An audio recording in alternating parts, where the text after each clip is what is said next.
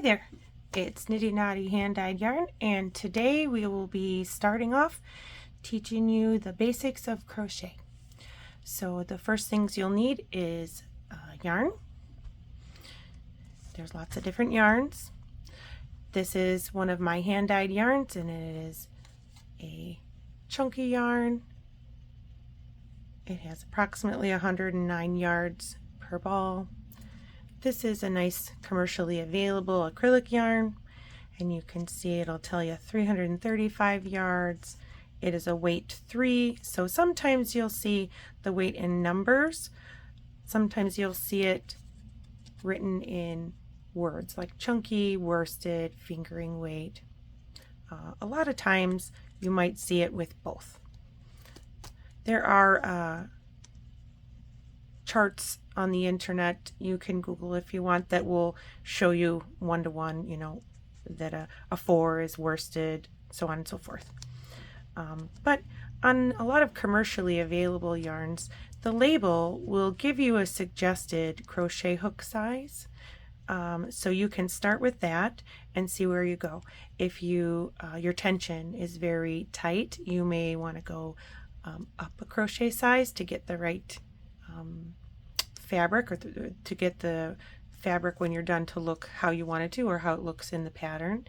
If you crochet very loosely and you have a loose tension, then you would want to go down a size. So that's not a hard and fast rule, that is a suggestion there. But as you learn, you'll learn your own style, and then you'll be able to adjust from there. Okay? You'll need crochet hooks. Now, they come in a lot of different sizes and a lot of different materials. There's bamboo and wood and plastic. I personally prefer metal. I feel like it slides the best against the fabric of the yarn, and it's sturdy, so I prefer metal.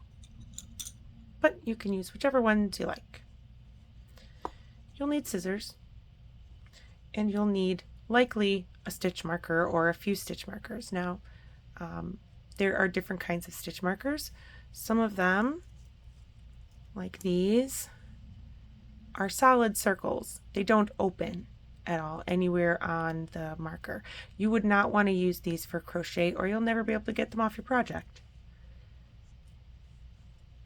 These, and a lot of others, open like that, so you can take them on and off the project. Those are great for crochet. There's plastic ones. This one I made myself because, you know, gotta have at least 15 hobbies, right?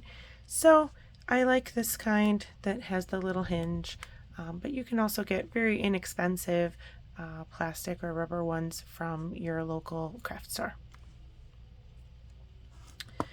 Okay, so the first thing you're going to learn how to do is a foundation chain.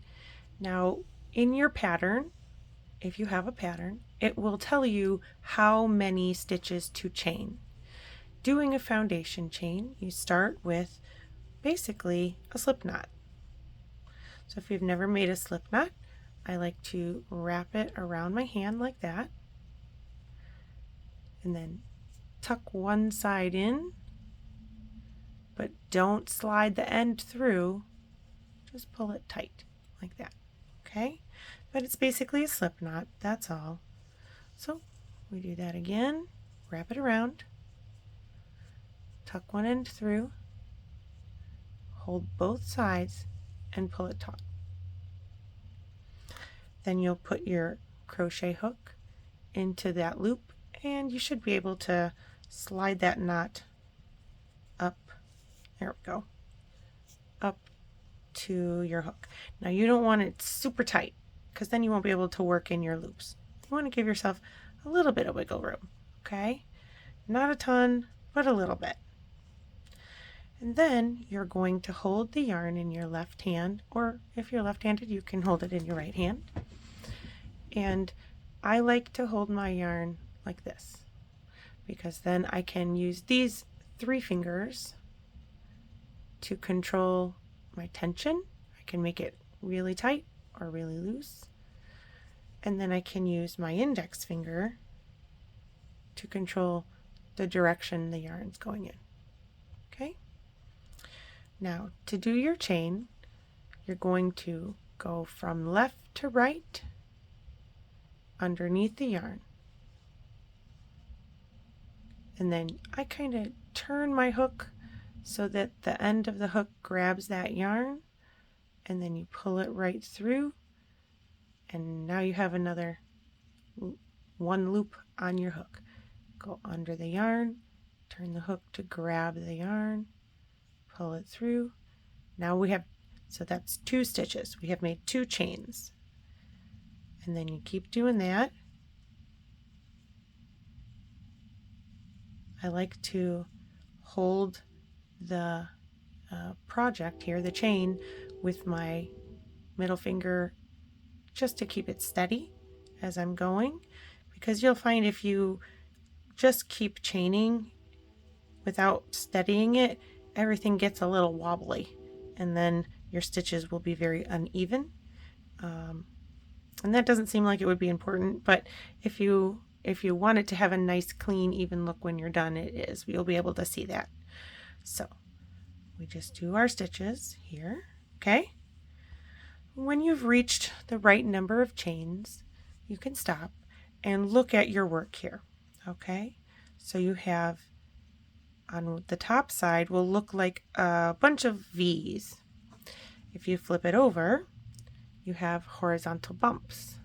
Okay, so if you have that, you know you did your chain correctly. And then we'll move on to the next video, which will be the single stitch.